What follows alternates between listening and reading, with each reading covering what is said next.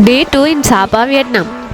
Love Cai railway ஸ்டேஷன்லேருந்து நம்மளை big பண்ணி சாப்பாவில் போய் இறக்கி விட்டாங்க. ஸோ அதுக்கே வந்து ஒரு 45 மினிட்ஸ் ஆச்சு.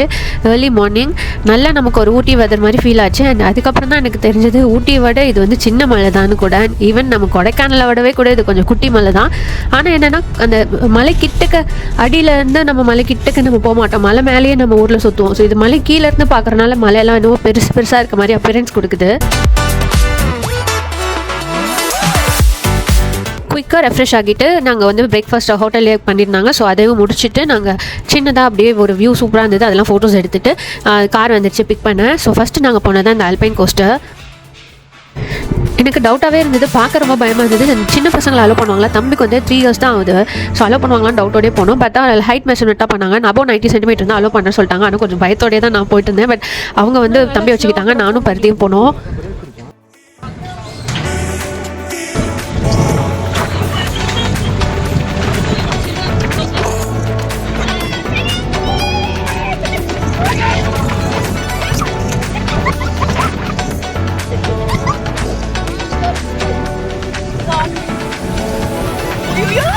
ஒரு ஸ்டேஜுக்கு மேலே ஸ்டார்ட் பண்ண கொஞ்சம் நேரத்தில் அப்படியே ஃப்ரீஸ் ஆகிட்டேன். நான் எதிர்பார்க்கவே இல்லை இவ்வளோ ஸ்பீடு. எனக்கு இன்னொன்று என்னென்னா, தம்பி எப்படி தாக்கு பிடிக்கிறான்னு வேறு ஒரு சைடு பயம்.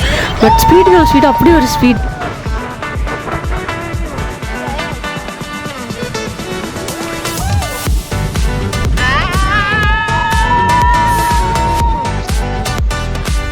ரைடு முடிச்சுட்டு வந்து நான் வீடியோ பார்க்குறப்ப தான் எனக்கே தெரிஞ்சிச்சு ஒரு மரண பீதி தெரிஞ்சிருக்கேன் மூஞ்சிலன்னு சொல்லிட்டு.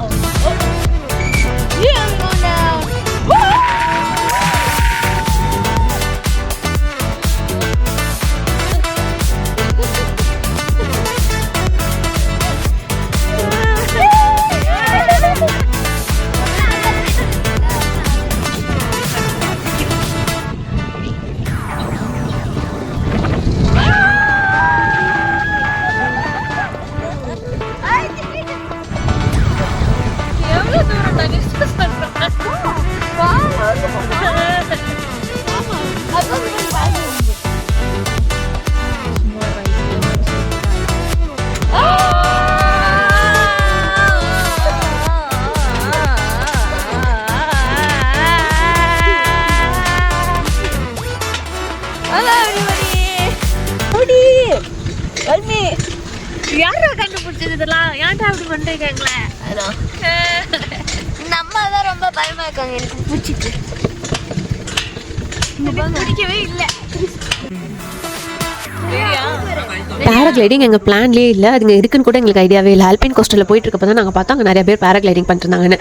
எனக்கு சுத்தமாக ஐடியாவே இல்லை, எனக்கு செம்ம பயமாக இருந்துச்சு. ஸோ நான் எனக்கு சான்ஸே எடுக்க விரும்பல. ஸோ அவங்க மட்டும் தான் எனக்கு ட்ரை பண்ணாங்க.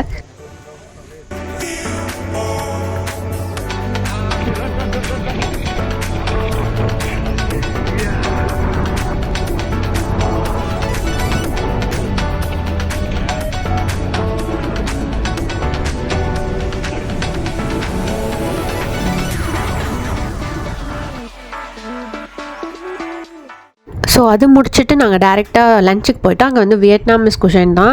எல்லாமே நல்லா தான் இருந்துச்சு, சாப்பிட முடிற மாதிரி தான் இருந்தது. அது தென் போர்க் எனக்கு பட் அதையுமே ஹஸ்பண்டும் பெரிய பையனும் நல்லாவே சாப்பிட்டாங்க.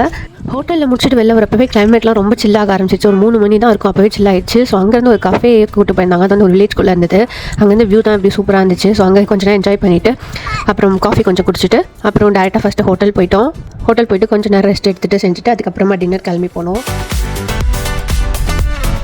நல்ல வைபான ஒரு ரெஸ்டாரண்ட், அதுவுமே ஒரு வியட்நாமிஸ் குஷன் தான். ஒரு செட் மெனு மாதிரி தான் இருந்தது. பட் நல்லாவே சாப்பிட்டோம், ரொம்ப நல்லா இருந்தது.